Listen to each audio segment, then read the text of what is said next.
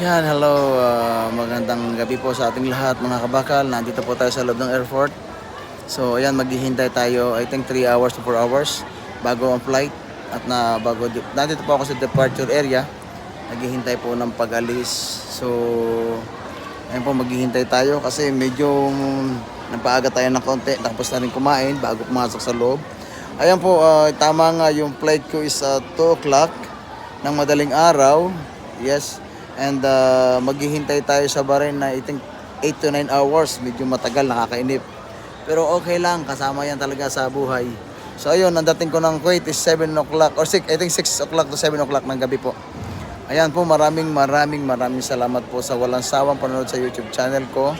Please po, subscribe naman po. At sana po, manood po lagi kayo sa, YouTube, sa mga videos ko po. Marami po salamat and God bless po.